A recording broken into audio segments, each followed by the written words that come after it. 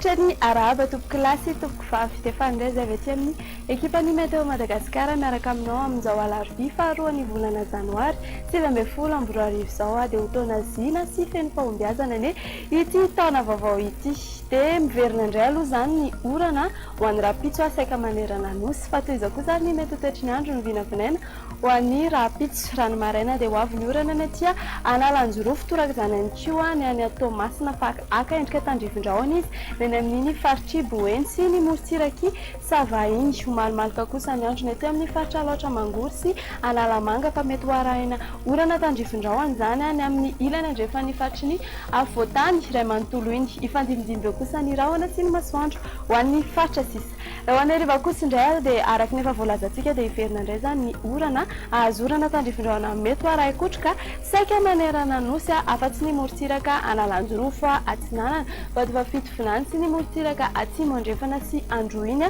no ifandimbiasan'ny rahona sy ny masoandro tsy dia misy fiatsehany firy ny maripana ny tombatombana ho an'ny rapitso any ambanidiritra eto amin'ny faritra ny Afovoantany dia amin'ny 17 ka hatramin'ny 18 degré celsius eo ny Morontsiraka kosa dia amin'ny 14 ka hatramin'ny 20 degré celsius ny maripana ambonindrindra kosa indray ary dia hitantsika any amin'ny manodidina ny Antsohiiny 30 degré celsius eo amin'ny 17 degré celsius eo kosa ny faritry ny Afovoantany dia ho an'ny rapitso hatrany ary ifandimby ny rahona sy ny masoandro ny any Paris sy Nairobi ary Bangkok fa ibalika be masoandro ny any Milan ho malomaloka kosa ny andro any any Johannesburg dia ahazo orana tandrivindrahona ny any La Réunion fa dia ifandimby ny rahona sy ny masoandro ny any Maurice sy Seychelles ary ho malomaloka ny andro ny any Comores dia zay indray ary ny mamarana ny fotoanantsika ankasitrahana ianao tsy nisaraka taminay hatramin'ny faran'ny fandarana veloma tompoko.